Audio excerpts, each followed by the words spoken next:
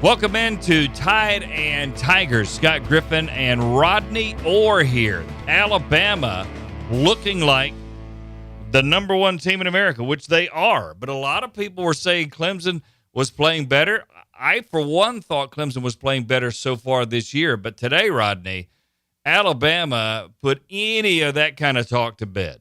Yeah, really stunning performance, if you ask me. I mean, Vanderbilt came in undefeated, obviously had done really well defensively, led the nation in three different categories, only giving up 4.3 points a game, only giving up 95 yards a game passing. Total defense, the only team in the country to give up less than 200 yards a game at 198. And Scott, Alabama hangs 677 total yards on Vanderbilt, including 496 on the ground. 6 rushing touchdowns. By the way, that 496 yards rushing, the most in the Saban era. 38 first downs. Pretty stunning numbers. No doubt about it. We'll get more into it here. Scott Griffin, Tide and Tiger, Rodney Orr of Tider Insider, brought to you by InnovateAthlete.com. Innovate, I-N-N-O-V, the number 8, athlete.com, tested by the World Doping Association, the best pre-workout, post-workout, protein, any supplement you want. It's absolutely dynamite. InnovateAthlete.com. Put in the code GRIFF and you'll get 10% off. Let's start with the first downs because, Rodney, that's a school record. The previous record, 36 against Western Carolina, November 22nd, 2014. So 38 was just an unbelievable number, but it's hard to look on this post-game book and see anything that's not impressive. Really, the numbers were, it was just a dominant performance. And again, you know, Scott, I think it all started, the build up this week. They had some of their best practices of the season already, and including fall camp. You know, that was the word out of the complex in Tuscaloosa, was that the last few days, Wednesday, Thursday practices were really, really good. They felt like they were some of the best that they've had, if not the best. And then, you know, word is Coach Saban had a pretty rousing speech last night or yesterday afternoon, evening, asking the team, who are you? You know, and emphasizing the need for this team to really kind of identify themselves, take the next step, and how opponents continuously evaluate themselves by how they play against Alabama. And some of these teams here recently, Fresno State, Colorado State especially, had stayed close with Alabama. And so who are you? And ready to kind of create that identity of being a real physical team. And I think that's what we saw. We saw the offensive line, in my opinion, Scott, play their most physical game, maybe their most cohesive game, and I don't know when. I mean, it was really impressive the way they blocked, not only in the running game, we talked about 496 yards rushing, but I thought they protected the quarterbacks extremely well. So Nick Saban got his point across, I think, very, very well. And Brent Key was very vocal this week at practice. You and I saw it on that line, trying to get them more physical, because Nick Saban mentioned that earlier in the week. We've got to be more physical on the offensive line. Let's hear from Nick Saban, his general thoughts so far. Alabama 4-0, 59-0 over Vanderbilt. For 3 games, I've been saying we win, but there's a difference between winning and defeating your opponent in terms of how you dominate, what you do for 60 minutes in a game, and how you compete with consistency for 60 minutes in a game. And until we learn how to do that, which I think we did today, I don't think you'll ever get the respect you deserve. So I think they earned a lot of respect today. Now, Bradley Bozeman has not played typical Bradley Bozeman football. Today, though, I think he helped anchor that line. Everybody was good, though, on that line. Yeah, they really were. The interior was really strong. Lester Cotton at right guard, Ross Pierce-Baker at left guard, and Bradley Bozeman just dominated the nose man. Had his best game of the season, kind of what we've become to expect out of him. And, that's where it all starts, Scott. I mean, if your offensive line can get movement and perform, like they performed today, you're going to be really difficult to beat this Alabama team with all these running backs and the way they run and the big physical backs and their ability with the receivers, the tight ends to throw the ball, spread it around. And then, Jalen Hurts obviously had a pretty nice game, again, running it a little bit, throwing it a little bit. Didn't have to do nearly as much in this game, but I think with the performance of the offensive line, that's the key. If they can continue to perform like that, Alabama's going to be very, very difficult to stop. The numbers are staggering. Alabama, as Rodney said, 677 yards, Vandy, 78 yards. 78 yards, 3 first downs compared to 38. So Alabama had 599 more yards than Vanderbilt. You know, I was at that Virginia Tech game. I don't think they were as dominant as this I saw today. This may be the most dominating game I've ever seen a Nick Saban team have. Well, offensively, it would be certainly hard to question that, Scott. I mean, you know, a few years ago, obviously they beat Texas A&M in 2014, 59-0 in Tuscaloosa. That was quite a drubbing. You know, there have been some other very impressive performances. Michigan State and the what would have been the 2011 the Outback Bowl when they beat Michigan State 49-7, I think it was. You know, those were some pretty stunning performances as well. But this one, you know, offensively, I mean, they were hitting on all cylinders. The way they ran the ball, Damian Harris had a great day, Scott. 12 carries for 151 yards, 3 touchdowns. You know, Bo Scarborough had a nice game with 11 carries for 79 yards, a couple of scores. So Brian Robbins, true freshman out of Tuscaloosa Hillcrest, got his first career touchdown. And also I thought Najee Harris and Josh Jacobs looked really good. So, you know, again, just an overall outstanding performance offensively, running the ball. I know we're going to talk about Tua Tagovailoa coming in off the bench, but you know, spreading the ball around, doing some really nice things in the passing game. Now, I remember that game because there were 4 guys that had 100 yards, which is obviously crazy impressive, right? But you know what? 6 guys had 48 or more yards today. You could argue that's even more impressive. Not only does that tell you about the talent of running back, but not only first team, but second team offensive line really doing work. Everybody was on the same page. Some of the third guys. We saw 2 true freshmen playing, not only on the offensive line, and Jedrick Wills and also Alex Leatherwood both played considerably in the second half. But we saw 2 true freshmen come in the game at tight end with Kedrick James and Major Tennyson, both those guys out of the state of Texas, true freshmen. Major Tennyson got his first career reception on a really nice throw from Tua Tagovailoa. And on one of the late touchdowns, a run by Brian Robinson, Kedrick James had a fantastic block that sprung him there down near the goal line. So, man, these freshmen are just phenomenal. Oh, it's unbelievable. We'll get more into that in a moment. And you know what's unbelievable is we're not even really talking about the defense. They completely shut down Vanderbilt, knocked Kyle Shermer around. Ralph Webb could get nothing done in this football game. He had 6 carries, 20 yards. This guy's got over 3,400 career yards. Yeah, it was, like you said, it was pretty dominant defensively. I think that maybe we're talking so much about the offense and you get caught up in that because we've seen the defense perform, you know, great in the past. Obviously, I'm talking about past seasons. Of course, they did have a really outstanding performance earlier in the year in the first game in the opener against Florida State. But, Scott, this was really, like you said, 78 total yards. They had 40 yards on the ground, 38 yards passing, 3 first downs. I thought the defensive line played much faster today. I thought Anthony Jennings, his return was big. He forced a fumble, if you remember early, to set up a touchdown. Rashaan Evans was all over the field. I just thought that the defensive line as a whole played much, much better today. 15 true freshmen played in this game, and 15 true freshmen played for the year so far. They may have played in this game too, probably did, but 15 have played in 4 games so far. We're going to get into that more as we go here on the Tide Tiger broadcast with Rodney Orr of Tider Insider, myself, Scott Griffin with Tider Insider. Let's hear more from Nick Saban now on how those young players performed and what caught his eye. Those guys were challenged the same way everybody else on the team was challenged because we've been putting those guys in the game. They haven't been playing very well. And I think they played a lot better today. And that's good because we'll need their depth and we'll need the experience that they gained, you know, down the road in the future. Before we get into the freshman, Rodney, I do want to have a word on Jalen Hurts, who had a normal day, you know, running the football and throwing the football. Didn't have to do a lot. And that's my point, Rodney. This offense looked terrific. Brian Dable was calling a good game, making Vanderbilt defend everywhere on the field. And they didn't have to have Jalen be Superman. You know, you and I have talked about this repeatedly, and that is it had turned into a Jalen having to carry quite a bit of the load as a runner.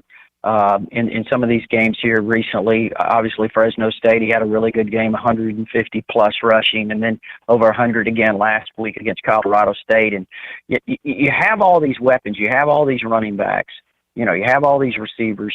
The quarterback, we were hoping to see where he would become more of a distributor. And I think we saw some of that, obviously. He had to throw to Irv Smith early in the game, and he ran it much less in this game. The backs got more involved. And I think that's what we have to see as we continue to move along. Obviously, he's a weapon with his feet and is coming around as a passer even more and more. But at the same time, you've got all those weapons, Scott. They're your playmakers. You want, as a quarterback, as an offensive coordinator, Brian Dable, that's what his offense is about, diversity, the versatility of it. Getting out all these different guys involved makes it much, much more difficult for a defense to defend when you've got a quarterback distributing the ball to different guys, and it's not so much a, kind of a one-man band, so to speak. So I really think that was key. But let me say this, too. We go back to the offensive line. For all that to happen, the offensive line has to control the line of scrimmage. They have to be better than what they have been in the, at the first 3 games of the year. And again, I can't say enough about how much improvement we saw in that area. Alabama riding a 30-quarter turnover-free streak dating back to the second quarter of the Auburn game last year. It's the longest in school history. The records only go back to 1940, but 30 quarters is the longest in school history. Jalen Hurts now, 150 attempted passes without an interception. That going back to the Auburn game last year, that's the 5th longest streak in school history. So you can live with some maturation of the offensive line stuff, Rodney, when you got that kind of stat coming out. Absolutely. The first thing you want to do is protect the football. Don't beat yourselves. And that's one thing that, late in the season, Alabama got better at that last year. Jalen Hurts did a much better job protecting the football on his end. They've done a tremendous job of that so far this season. It's kind of amazing when you look at it, the statistic that you just stated, Scott, the fact that they've protected the ball as well as they have. And, when you can protect the football like that and you can run the football like Alabama can, and play that kind of defense. I mean, wow, if they can keep that recipe going, that's certainly going to be something that I think will give them an opportunity to return to the playoffs. I mean, that's a recipe for success for sure. You know what you're going to hear, exactly what I would hear. You know what we're going to hear, exactly what you probably have already heard, that Alabama beat a Vanderbilt team. It's Vanderbilt, so don't worry about it. But I would point out that Alabama just played that good. I still think Vandy's a pretty good football team and certainly improved. I think they're going to win 6 or 7 games this year. Yeah, I think so too, Scott. I mean, I think Derek Mason's done an outstanding job. Look, and again, I realize the competition maybe wasn't quite the best. Kansas State's not a bad team, but they beat Alabama, A&M, and Middle Tennessee to open the season. Obviously those 2 teams aren't high quality in terms of, what you face in the SEC. But for Vanderbilt defensively to be where they've been, only giving up 4.3 points a game and the other numbers that I provided a while ago, I mean, that's pretty phenomenal. This is not a bad defense. This is basically a team that went to Athens, Georgia last year and beat Georgia. And so this team defensively is really good. I think Kyle Shermer is an outstanding quarterback. He was passing for 234 yards a game coming in. So this is not a bad Vanderbilt team. But the funny thing is, people that might say, well, it was Vanderbilt, these are the same people, if you look at some of the national people, Dan Wolken being one of them, couldn't understand why Alabama was favored by 19 points. He didn't think Alabama would even score 19 points on this Vanderbilt defense. So to turn around now and say all of a sudden that, well, it is Vanderbilt, I mean, well, they were 3-0. They had all those numbers. This was the team that everyone predicted would give Alabama a hard time. Listen, I thought they would provide a really strong challenge for Alabama on the road. I did too. But I was wrong. Yeah, I was wrong. No doubt. I mean, I expected, I thought it'd be 2 or 3 touchdowns, but this would be a hard-fought game. But Alabama just played lights out. All right, let's get to those freshmen that we just heard from and talked about a minute ago. Joining all the other 12 today was Brian Robinson, Kedrick James, as Rodney talked about, and then, of course, Major Tennyson, who also had his first catch. We got to start with Tua Tagovailoa, though. We've seen him a couple of games. He looked pretty sharp in a brief stage performance in his first game against Fresno State. Not as sharp Colorado State, but today you saw what Rodney and I have been talking about, how the ball explodes out of his hand. The ball comes out quick. The decision-making is quick. He looks like a senior out there. I mean, very impressive, Scott. His first throw was a rope. I mean, when his back foot hits the ground, that arm is moving forward, ready to throw it. I mean, it's timing with him, and you can tell he's very comfortable doing it. I mean, maybe his best throw of the game was an incomplete pass, the one he dropped right over a defender, right into Calvin Ridley's hands. I don't even think Ridley expected it, to be honest with you. That's probably why he dropped it. It was a nice throw, incredible throw. Obviously, there were some other ones, the pirouette where he avoided two defenders in the backfield, and Scott was under extreme pressure and delivered an unbelievable pass in the back of the end zone to Devontae Smith for the touchdown. As you noted to me earlier, he got hammered on that play right after he delivered it. Now, that was a big-time throw. The throw to Major Tennyson was a big-time throw. That was, as we noted, Major Tennyson's first reception of his Alabama career. So, I mean, this kid, he's in charge. He's extremely talented, extremely gifted as a passer. Comes so natural to him. He's a guy that can spread it around to all these weapons that Alabama has. When you look at him, I mean, all you can really say, Scott, is wow. There's no doubt about it. And his eyes, the little nuanced things, his eyes being downfield to see Devontae Smith as he was getting nailed and under pressure. Those things, because most of the time when pressure comes, quarterback's eyes drop. It's relevant to pressure coming in. And he was downfield. He threw a nice rope to Jerry Jeudy, who got a touchdown. But the one to Major Tennyson, just a little 10-yard out, that was an NFL throw because you don't throw that. He wasn't open. He had about a 1.5 foot window, and Tua didn't hesitate and threw it like he was wide open. It was unbelievable. Well, part of that is, Scott, he has the ability to see. When he looked at Tennyson, he saw the defender was on him but had his back turned to him. That's something that a quarterback has to recognize, because if the defender has his back to him, you know, you've got an opportunity to complete that pass. Tennyson had not even a half a step on him, but he put it right where Tennyson could catch it and where the defender would have a hard time finding it if he turned his head around. That is a quarterback. That's a guy that's really well schooled in the passing game. All right, let's talk about some other guys. It was easy to see Brian Robinson look terrific. I mean, he doesn't look much different to me than Najee Harris.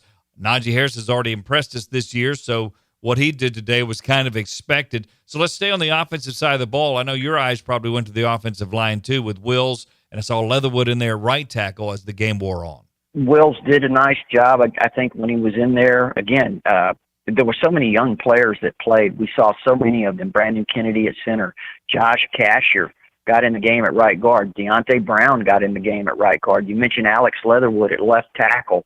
So many young players on the offensive line got in there. And really, when you watched them, maybe Vanderbilt kind of quit or gave up at that point because they were so tired. But by the time they got in there, Scott, these second, third group guys, man, they performed like the first group. I mean, they pretty much controlled the line of scrimmage. Even allowing Ronnie Clark, as you saw, the sixth tailback to play for Alabama in the game, he had some nice runs. So, again, you saw some of these young guys getting a lot of experience. I think that certainly will be helpful. I thought Brandon Kennedy, who's been a guard most of his career, playing center now, looked terrific too. Not only blocking, but the ball was delivered to Tagovailoa pretty cleanly every time. It was, and J.C. Hassenauer, a former backup center, now looked like he was at left guard some in the game. So, he got some reps. I did not see if Chris Owens made it in, number 79, the redshirt freshman out of Texas, but he's a guy that I know has a bright future as an interior player, probably as a center. He's been working at center, but all these guys, Scott, again, it was really impressive with how well they performed, as a group of young offensive linemen that did not have much experience. No doubt about it. We saw Devontae Smith's touchdown. We saw Henry Ruggs show his speed when the whistle blew and he actually was tackled on the punt return, but we got to see a little bit of his explosion as well. Defensively, we didn't see as many guys. Saw Xavier McKinney a little bit. I did notice Dylan Moses. I don't know if you did from this game. I think I saw him on special teams, did not see him defensively. Again, I have to go back and watch the tape or whatever, and check it. But I'm pretty sure I saw number 8 on special teams. I'll say this too. I did see a young player. Of course, he's a sophomore that showed up a lot. Was Mac Wilson. I thought he got a lot of pressure on the quarterback as a pass rusher. He's a really physical player. I thought he came up pretty big in the game. I thought, he's a guy that can play multiple positions now as a linebacker, and I thought he did a nice job. No doubt about it. And Alabama needs to improve their pass pressure, not from the blitzing standpoint. We know Jeremy Pruitt's going to do that 45 to 50% of the time, but they like to get pressure from the front four. It hasn't been there this year. But I thought today, Bugs and Payne and, moving hand to an end and obvious passing downs, they're starting to get a little bit more pressure as well. Yeah, standing hand up, it looked like he felt pretty good rushing the passer and standing up, coming off the edge like that. Maybe gives him a better start or whatever. But, he got some pressure. You mentioned Bugs. You mentioned Deron Payne. Raekwon Davis was active at times as well. Did not see Quentin Williams. May have probably played later on. But, I think some of the defensive front, for the most part, played a lot faster in this game than they've played. And again, I thought you mentioned some of the blitzing. Obviously, they brought some guys from the secondary. Minka had a couple of really nice blitzes where he got in the quarterback's face. So I just think they really affected Shermer, who's done a nice job, for Vanderbilt. It's going to be really interesting watching this Alabama defense continue to develop. Here's more from Nick Saban after the game.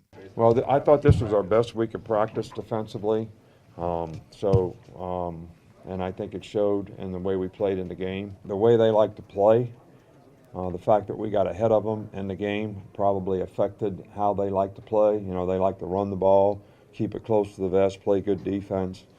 But when we got ahead of them in the game, I think that was a real key. But I was really pleased with the way the defense played. I was really pleased with the way they practiced all week. I think we learned something today by the way we competed. It's really what you have to be able to do in this league to play with consistency. I mean, we'll play another good team next week and another good team the week after that. So we just got to take them one game at a time. And got a 24-hour rule around here. You can enjoy this win for 24 hours, and we got to look to what we need to do for the next week. Again, you're listening to Tide and Tiger, the post-game analysis. Scott Griffin here, Tide and Tiger, Rodney Orr of Tider Insider. Of course, 677 yards. Vandy was 78. So pretty easy to do the math. 599 more yards. Again, a school record, 38 first downs. Vandy with 3. Now, you know what Nick Saban's going to do, right? Enjoy it now. He's going to be harping on every mistake they made, which wasn't a lot, Rodney. But as soon as they get in tomorrow, Monday, he's going to be harping on mistakes to keep those guys level-headed. He's already talking about the 24-hour rule. They've got a big game coming up, obviously, next week. It's a late game, 8 p.m. That can always be difficult. Those are tricky games when you're playing late at night, Scott. So you got Ole Miss coming to town. They're a team that offensively has a lot of really good talent. Shea Patterson's a great young quarterback. That Nick Saban will be certainly harping on what they can do offensively. They put up 43 against Alabama the past 2 years. So that's something that I think, will be a focus this week is, you don't want to let down defensively because Shea Patterson, as I mentioned, great young quarterback, very strong arm, great receivers. A.J. Brown, he's a Julio Jones type receiver. All big receivers. They've got some other guys. Yeah, every one of them's over 6'1". Physical receivers. Yeah. So this is a team that you have to be really cautious of. Now, defensively, they're a little bit thin. I don't think there's any question about that. But, again, they're a team that's a threat because of their offensive ability to strike quickly. And let's be honest, they got nothing to lose. They can throw 70 times if they want. They can run reverses. They can go for it in fourth down. They got 0 to lose. That's a dangerous team. Oh, absolutely. I think it's a great opportunity, though, for Alabama's defense to really go up against a guy that I think he needs some more experience, Shea Patterson, but he's potentially a very high-quality quarterback. He's a guy that can move around. He's not just a stationary guy. He has great ability to scramble. He can throw on the run. He can make plays down the field. He keeps his eyes, as you've noted, Scott, about quarterbacks keeping their eyes down the field on receivers. He does a nice job of that. And I'm telling you, these receivers, they're big physical receivers you mentioned. A.J. Brown, Metcalf, several others that they have. So there'll be a real challenge to the Alabama defense. Alabama offensively again tonight, just to give you the numbers, Damian Harris, 12 carries, 151 yards, career high in touchdowns with 3. He had never even had 2, Rodney, and he had 2 at the half. He looked terrific. Bo Scarborough, 11 for 79. Najee Harris, 10 for 70, including 2 Superman leaps. Brian Robinson, who Rodney talked about from Hillcrest, 5 for 51. Even Ronnie Clark, 10 for 48. Jalen Hurts, 9 for 48. Josh Jacobs got 4 carries. So the running game really stood out, but some unbelievable yards per carry averages there. Really was. And again, I think Alabama needs to build on that, take this into the next week, because like I mentioned, I think Ole Miss defensively is a little thin. You run the ball on them, you keep Shea Patterson off the field, you wear them down because, again, they're a little bit thin defensively, and, you're in pretty good shape in this game. But I do think, obviously, this is a big stepping stone for Alabama. I think that, they have to use it, move forward with it, and hopefully, again, the defense continues to mature and develop and get some guys healthier. And, hey, this could be another run. Jalen Hurts, 9 of 17 for 78 yards, but I thought the ball still came out pretty quick, but not as quick as number 13, Tua Tagovailoa, 8 out of 10, 103 yards throwing. Receiving, Calvin Ridley, 5 for 43. Jerry Jeudy, 3 for 68, including a touchdown. Irv Smith caught a couple of balls for 14 yards. Devontae Smith had the 1 catch with a 27-yard touchdown. Tennyson, Sims, Damian Harris, Najee Harris, Bo Scarborough, Robert Foster all had catches for Alabama. All right, final thoughts. This is just, I don't think we can glow enough about how well Alabama played, but it's all over tomorrow. Yeah, again, you have to move on from this. And, this is a young team. Alabama has a lot of really young players. We talked about all the freshmen that played, but, all the new faces defensively. Lost 7 starters last year. So what's the point? The point is, this is something, this is going to be a learning experience for those guys, coming off a big win. You haven't arrived. There's still a long season to play. You've got to play consistently. And I think that's the thing that Nick Saban certainly will try to get across this week to them. Great stuff. Scott Griffin, Tide and Tiger. Remember, you go to podbean.com, subscribe to Tide and Tigers, where you hear Rodney and I's thoughts. You can also see us with practice video and also practice reports at Tide and Tiger on YouTube. For those of you who are not listening to TiderInsider.com right now, Rodney, tell people a little bit about your site. Well, TiderInsider.com, it's only $48 a year. You can get instant access with your credit card, or if you prefer, there's an address there to send a check. Gives you access to all our premium information, as well as our forum, Scott, where that thing has been rocking today with, people sharing thoughts and opinions and also information there. And, it will continue on through the week. We'll move right into Sunday morning and where there's a lot of discussions, and then Monday, Coach Saban's press conference in another week. Christian Miller tweeting out after the game, they wanted us, and that's exactly what they got. Hashtag be careful what you wish for. I think that kind of sums it up, because Alabama certainly played like that today. Wise words from Christian. All right, for Rodney Orr, Scott Griffin saying so long again. We'll talk to you Monday, Rodney and I, with the practice reports and also Nick Saban and much more. Thanks for listening to Tide and Tiger with Scott Griffin, Tider Insider with Rodney Orr. So long, everybody.